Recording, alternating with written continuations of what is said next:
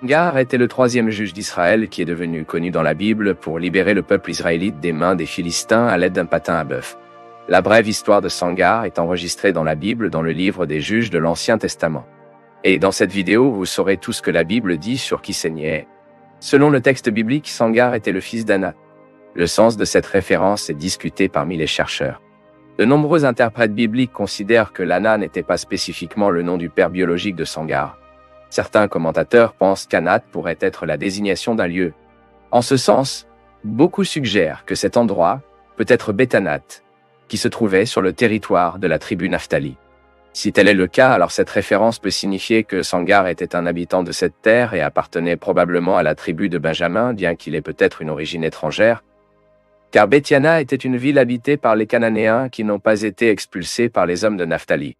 D'autres chercheurs suggèrent la possibilité du fils d'expression d'Anath, attribué au saignement, pour être une sorte de surnom de guerre. C'est parce qu'Ana était le nom d'une guerre de guerre à Canaan. Mais la faiblesse de cette hypothèse réside précisément dans le fait qu'il serait étrange qu'un juge d'Israël soit acclamé comme quelqu'un lié à une déesse païenne de la guerre. Cependant, ceux qui défendent cette possibilité soutiennent que l'association entre Sangar et la déesse Nati, qui aurait donné naissance à son surnom de guerre, a peut-être été établie par les Cananéens eux-mêmes. C'est parce que, comme il y avait des Cananéens qui habitaient parmi certaines tribus israéliennes, il est possible que la réputation d'un sangle en tant que héros de bataille ait pris ces peuples étrangers et même des Israélites idolâtres le voyant comme un guerrier protégé par la fausse déesse Anath. Un autre point qui attire l'attention des chercheurs sur Sangar concerne comment son direction. Le chapitre 3 du livre des Juges rapporte que Sangar est apparu après Eudes, comme nous le lisions au verset 31, où le texte biblique dit « Après qu'il a été Sangar, fils de Lahat, qui a blessé les 600 hommes des Philistins avec une garde de bœufs. Et il a également libéré Israël. Cependant, dans le chapitre suivant, dans les Juges 4, le texte biblique établit un lien direct entre la mort d'Eudes et la décomposition des Israélites qui ont abouti à l'oppression du roi Jabin et la libération dirigée par Déborah, sans mentionner la période de direction de Sangar. De plus, dans la chanson de Déborah, dans les Juges 5, il y a une brève référence à la vie des Israélites au temps du Sangar. Le texte biblique dit que les jours du Sangar, les routes ont été désertes et que les voyageurs ont parcouru des chemins tortueux. Le texte indique également que les villages d'Israël ont été abandonnés jusqu'à ce que Déborah se lance par une mer en Israël. À ce sujet, le texte biblique enregistre. À l'époque de Sangar, fils de l'époque de Gel, les routes étaient désertes. Ceux qui ont voyagé ont suivi les chemins de torsion. Ils avaient déjà abandonné les paysans d'Israël. Ils avaient déjà abandonné. Jusqu'à moi, Déborah, je me levais. Il s'est levé une mer en Israël. Quand ils ont choisi de nouveaux dieux, la guerre est venue aux portes. Et il n'y avait pas de bouclier unique ni de lancement parmi 40 000 d'Israël. Cette description, bien sûr, indique un scénario de dévastation. Les routes n'étaient pas en sécurité car il y avait de nombreux oppresseurs et pillards étrangers. Les villages étaient également déserts, peut-être parce que les gens avaient peur, et ont cherché des villes fortifiées pour vivre. Et certains interprètes bibliques ont compris cette description dans le chant de Déborah comme le portrait d'un leadership raté de Sangar, qui a entraîné une forte domination étrangère en Israël. Mais la plupart des chercheurs de l'Ancien Testament n'ont généralement abordé cette image que comme une indication que Sangar a jugé Israël pendant une très courte période, un certain temps entre la fin de la vie d'Oud et l'apparence de Déborah. Et de cette manière, le bref leadership de Sangar n'a pas pu changer de manière significative la vie des enfants d'Israël. Et dès que l'immoralité et l'idolâtrie ont repris la vie du peuple. Mais dans l'ensemble, il est plus honnête d'admettre qu'en fait, la Bible n'apporte pas beaucoup de détails sur la direction de Sangar.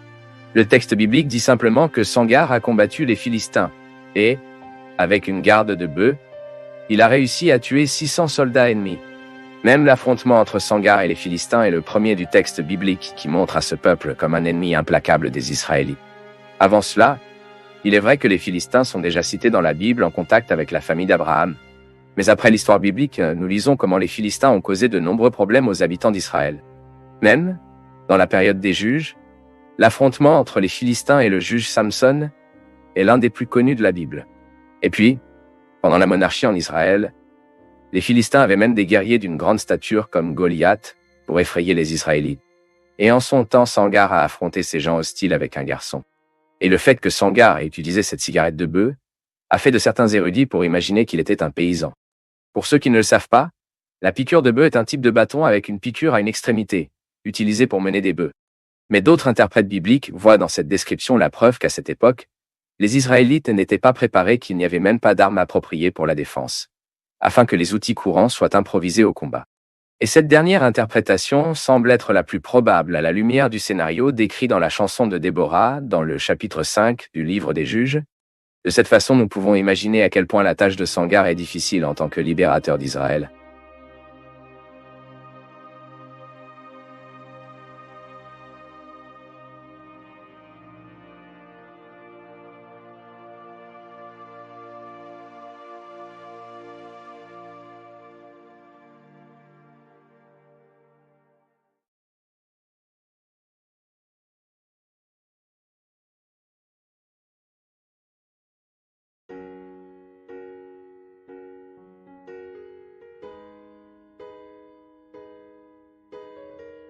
Et Caïphe était le grand prêtre à l'époque où Jésus a été jugé et crucifié. Son nom était José Caiaphas, et il était fils dans la Lot, avec qui il était apparemment fortement associé. Caiaphas est censé occuper la position du grand prêtre pendant environ 18 ans, entre 18 et 36 après JC. Caiaphas était toujours le grand prêtre lorsque les premières persécutions contre les chrétiens ont enregistré au début des Actes des Apôtres. Il a finalement été déposé par Vitellio. Chronologiquement, Caiaphas apparaît pour la première fois dans la Bible, dans Luc, chapitre 3, verset 2. Dans ce texte, l'évangéliste parle du début du ministère de Jean-Baptiste et fait une citation inhabituelle en disant que les Annas et les Caïphas étaient de grands prêtres à cette époque. De toute évidence, ce n'était pas l'erreur d'un écrivain biblique. Cette phrase reflète simplement la réalité de l'époque. Annas avait été déposé des années plus tôt, mais est resté un grand prêtre aux côtés de Caiaphas. Cette permanence, cependant, n'était pas officielle, mais elle était réelle. Alors que les Caïaphas occupaient la position du grand prêtre, son beau-père, Annas, a continué à exercer une autorité de création à son, peut-être encore plus grand. Certains croient que Caiaphas était le grand prêtre, mais Annas l'a conduit dans les coulisses. Dans les passages bibliques dans lesquels il est mentionné, il est possible de voir qui étaient vraiment des grottes. Caiaphas était une personne méchante et manipulatrice. Il ne fait aucun effort pour obtenir ce qu'il voulait. Cela ne dérangeait pas de manquer de justice et de verser du sang innocent tant que ses intérêts étaient protégés. Le comportement rusé, opportuniste et terrible de Caiaphas est clair dans la façon dont il défendait la condamnation de Jésus. Il a déclaré que Jésus devrait être sacrifié pour le bien de la nation. Mais Caiaphas a pensé au bien-être du peuple. Leur gadget avait un objectif extrêmement égoïste. Il est possible qu'il ait peur que Jésus-Christ puisse précipiter une révolution dans laquelle Rome se retournerait contre Jérusalem et menacer son réconfort. Face à la discussion dans la Sanhédrin, Caiaphas a dit que si Jésus continuait vivant, la nation périrait. Mais l'apôtre Jean déclare que les paroles des Caiaphas avaient un sens qu'il ne connaissait même pas. William Hendrickson dit que Caiaphas a donné un sens à ses paroles, mais Dieu en a donné un autre. Dans les lèvres des Caiaphas, ces paroles ont été prononcées avec un ton pervers, et il n'a pas été acquitté de la culpabilité d'être l'un des responsables directement de crucifier le Fils de Dieu. Mais dans la providence divine, ces mêmes mots exprimaient l'essence du plan glorieux de rédemption. C'est pourquoi l'apôtre écrit que même sans le savoir, Caiaphas a prophétisé que Jésus devrait mourir pour la nation, et non seulement par la nation, mais aussi pour rassembler dans un corps dont les enfants des enfants Dieu qui étaient dispersés. Ce qui est arrivé au Caiaphas dépeint la relation entre la souveraineté divine et la responsabilité humaine. Caiaphas a dit ce qu'il voulait vraiment dire. Il a agi librement comme sa nature pécheresse lui a permis d'agir. Néanmoins, à travers les paroles des Caiaphas, Dieu accomplissait ses décrets éternels. Le conseil de Caiaphas a eu un effet et a été suivi par des dirigeants juifs. Ils ont commencé à conspirer contre la vie de Jésus. Leur souhait était de pouvoir l'arrêter et enfin le tuer. D'une certaine manière, ils craignaient la réaction populaire face à une éventuelle arrestation de Jésus. Mais à cet égard, Judas Iscariote a installé comme un gant quand il le lui a proposé secrètement. Ayant assisté préliminairement devant Annas, Jésus a été emmené à Caiaphas. Caiaphas a présidé Sanhédrin, qui à l'époque cherchait une raison d'accuser Jésus. Ensuite, Sanhédrin a fondé son jugement sur de faux témoignages armés dans le but de diriger le Christ à mort. Jésus, il a refusé de répondre aux fausses accusations de dirigeants juifs. Ensuite, Caiaphas l'a interrogé sur sa position de Messie. Jésus a répondu au Caiaphas qui s'applique à lui-même un passage du livre du prophète Daniel. Donc, sans perdre de temps, Caiaphas l'a accusé de blasphème. Toute l'hypocrisie des Caiaphas a été révélée lorsque, à la fin du jugement, il a déchiré ses robes comme s'il était profondément triste, alors qu'il était en fait très heureux d'avoir obtenu la base de la condamnation de Jésus. Ayant été considéré comme une peine de mort devant la Sanhédrin, Jésus a été conduit à Pilate, le gouverneur romain de la province. À cette époque, il était clair que Caiaphas et les autres dirigeants juifs étaient jaloux de Jésus. Le grand prêtre Caiaphas est cité une dernière fois dans la Bible, dans le livre Actes des Apôtres. Il a été impliqué dans la persécution des apôtres et apparaît dans l'interrogatoire de Jean et Peter devant le Sanhédrin.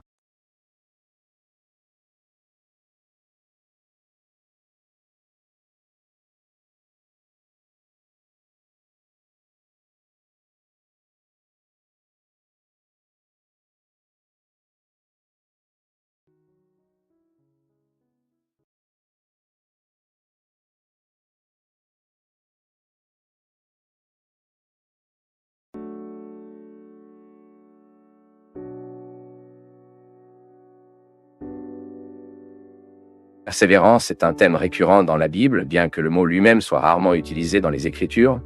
Nous pouvons dire que, dans le contexte biblique, la persévérance est la continuation ferme de quelque chose, c'est la constance inébranlable en continuant, malgré les essais, les difficultés, ou même le retard dans la réalisation des promesses. Tout au long du texte biblique, nous trouvons de nombreux exemples de personnes qui, malgré l'adversité, sont restées fermes dans leur foi et dans le but de Dieu pour leur vie. Sans aucun doute, des exemples de persévérance dans la Bible peuvent nous fournir des enseignements importants et nous encourager dans notre voyage dans la foi. De l'Ancien au Nouveau Testament, nous trouvons vraiment de nombreux modèles de persévérance, et dans cette vidéo, j'ai séparé 12 exemples de persévérance dans la Bible que nous pouvons apprendre. Commençons par l'exemple de la persévérance du constructeur Ark, non? Noah vivait à une époque de grande corruption, mais a été choisi par Dieu pour prêcher la justice entre son peuple et construit l'arche qui a sauvé sa famille de l'inondation. Noah a fait face non seulement au défi physique de construire une telle structure, mais aussi au poids de la solitude spirituelle, vivant dans une société qui se moquait de sa dévotion et de son but. Cependant, la Bible révèle que pendant les longues années de construction de l'arche, Noé est toujours resté ferme dans sa foi, obéissant à chaque détail des instructions divines, même sans être témoin de signes de pluie qui justifiaient son travail aux yeux des autres. Sa persévérance a été récompensée par le salut de sa famille et la préservation de la vie sur terre. De cette façon, l'histoire de Noé nous apprend sur l'importance de l'obéissance et de la foi en Dieu, même lorsque nous sommes confrontés à des moqueries et à l'incrédulité. L'exemple de persévérance de Noah nous montre que la vraie foi nécessite une action basée sur la confiance en Dieu, même si nous ne pouvons pas voir le résultat immédiat de nos efforts. Non seulement Noah a persévéré dans la construction de l'arche, mais aussi dans l'entretien de son intégrité spirituelle dans un monde qui avait perdu le cours. Notre deuxième exemple est la persévérance du père de la foi, Abraham. Abraham est appelé le père de la foi pour une bonne raison. Il a quitté sa patrie et est parti pour la promesse de Dieu inconnu, et qui faisait confiance à faire de lui une grande nation. Abraham a fait face à de nombreuses épreuves, de la faim lors de ses pèlerinages au défi de croire en la promesse d'un fils dans sa vieillesse. Pourtant, il est resté ferme, croyant que Dieu était capable de tenir ses promesses, même lorsqu'elles semblaient humainement impossibles. Par conséquent, même face au retard dans la promesse de la naissance de son fils Isaac, Abraham a persévéré dans son but. En ce sens, l'histoire d'Abraham nous enseigne la persévérance qui ne repose pas sur la compréhension des circonstances, mais une confiance inébranlable dans le caractère et les promesses de Dieu. Abraham a attendu des années la promesse d'un fils, et quand il a été prouvé, il était également prêt à retourner ce fils à Dieu si nécessaire. Cette confiance inconditionnelle en Dieu, même face à la demande la plus douloureuse de sacrifier son propre fils, montre la profondeur de la foi d'Abraham. L'exemple de persévérance d'Abraham nous enseigne comment nous devons nous accrocher aux promesses de Dieu, persévérant dans la foi, même lorsque la voie à suivre est incertaine. Le troisième exemple que je souhaite citer ici est la persévérance démontrée par Job. Son histoire dans la Bible commence par une description de sa richesse, son intégrité et de sa pitié, juste pour être suivie d'une série de calamités qui ont tout pris sauf sa vie. Malgré sa douleur et sa confusion, Job a refusé de maudire Dieu, même lorsqu'il est encouragé par la personne la plus proche de sa vie, sa propre femme. Au lieu de cela, il a persisté à rechercher la compréhension et la justification, en maintenant sa foi dans la justice et la souveraineté de Dieu, malgré sa situation inexplicable. Job a déploré, interrogé, mais n'a jamais abandonné sa confiance en le Seigneur. L'histoire de Job nous apprend que la persévérance dans la foi ne comprend pas toujours les voies de Dieu, mais faire confiance à son caractère et à ses promesses, même lorsque nous ne pouvons pas voir la voie à suivre. L'exemple de persévérance de Job révèle comment nous devons nous accrocher à Dieu, même si toutes les preuves externes semblent suggérer le contraire. Un autre exemple de persévérance remarquable dans la Bible est celui démontré par le serviteur qui est devenu gouverneur. José, fils de Jacob, a été trahi et vendu par ses propres frères, réduit à la servitude, et a ensuite été injustement arrêté en Égypte. Malgré cela, sa persévérance et sa fidélité au Seigneur étaient inébranlables. Dans chaque phase de sa vie, Joseph est resté fidèle à Dieu, en utilisant sa sagesse et ses dons offerts par Dieu pour interpréter les rêves et gérer les ressources, ce qui l'a finalement conduit à une position de pouvoir en Égypte. L'exemple de la persévérance de Joseph n'était pas seulement une question de résistance personnelle, mais aussi un témoignage de sa profonde confiance dans la souveraineté et les buts de Dieu. Même lorsqu'il a été confronté à l'occasion de se venger de ses frères, Joseph a choisi le pardon et a reconnu que les plans de Dieu pour sa vie comprenaient à la fois des souffrances et des victoires pour préserver de nombreuses vies pendant une période de faim. En ce sens, l'histoire de Joseph nous enseigne que la vraie persévérance jaillit d'une véritable foi qui voit au-delà des circonstances immédiates. Ce genre de foi reconnaît la main de Dieu en toutes choses et fait confiance à son plan plus large, même lorsque ce plan n'est pas immédiatement apparent. Maintenant, nous pouvons également parler de la persévérance du libérateur des Hébreux, Moïse. Moïse est l'un des exemples de persévérance les plus notables dans la Bible. Il a été appelé par Dieu d'une manière extraordinaire à travers un buisson brûlant et a fait face à la tâche difficile de libérer les Israélites de l'esclavage en Égypte. Malgré les insécurités initiales et l'hésitation, Moïse a accepté l'appel de Dieu et lui a fait confiance pour faire face aux phares égyptiens et a conduit les enfants d'Israël vers la terre promise.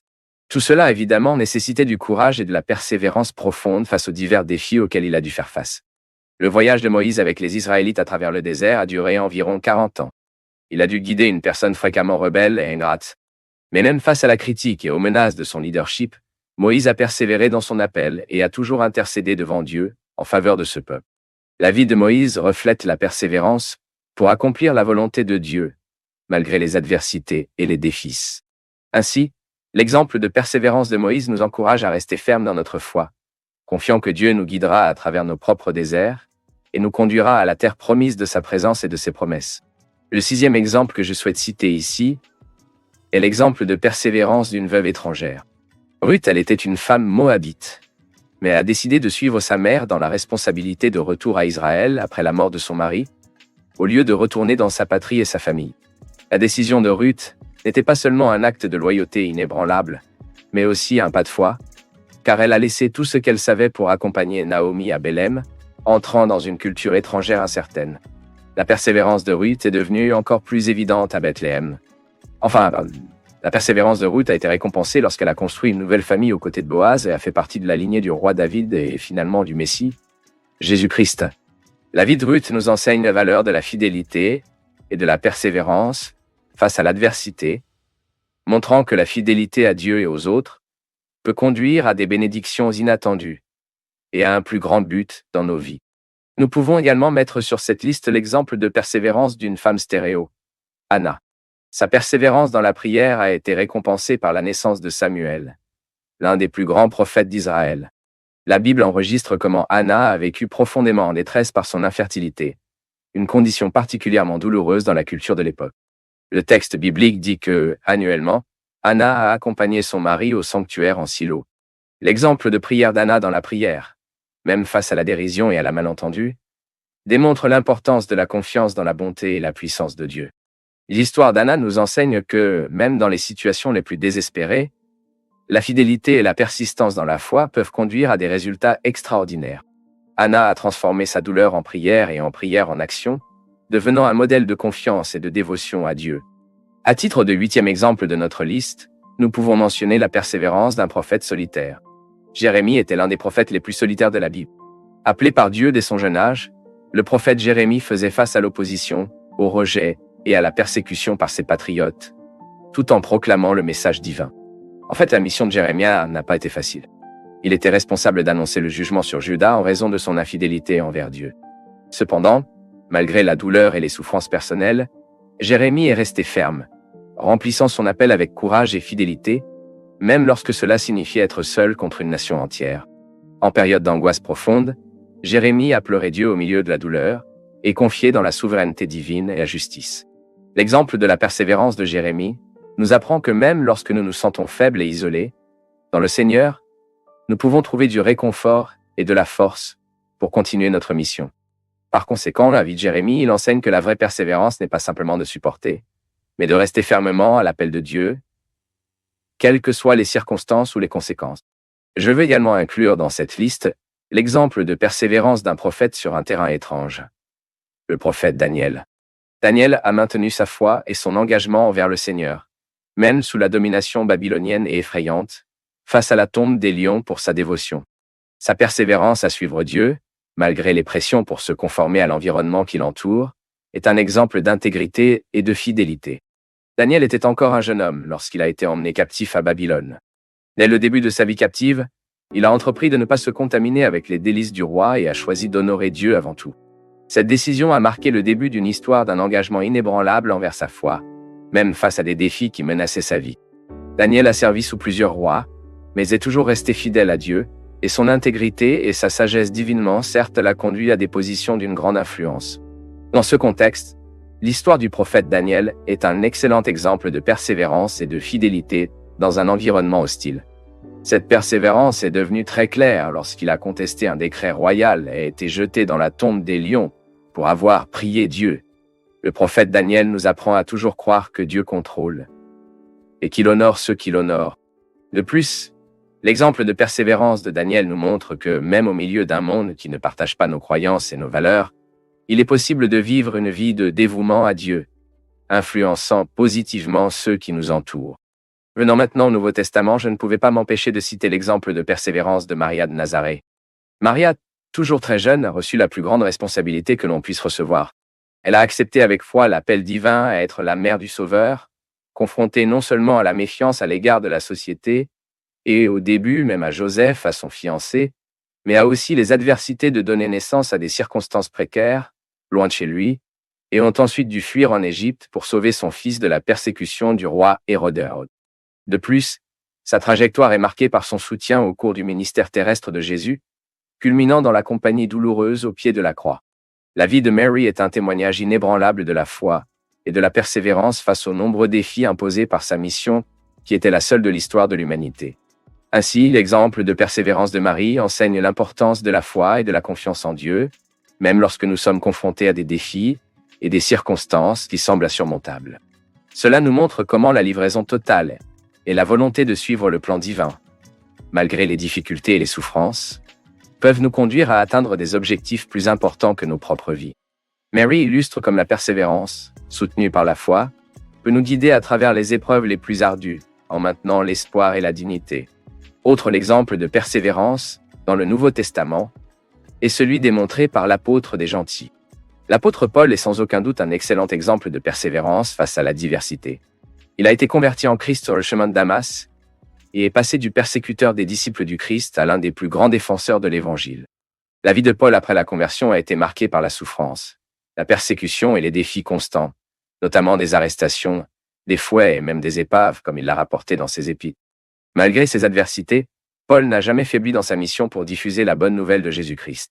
En fait, Paul a établi des églises dans le monde connu de l'époque et a écrit une grande partie du Nouveau Testament. L'exemple de persévérance de Paul peut être remarqué dans sa lettre aux Philippiens. Quand il a écrit cette lettre, Paul était en prison.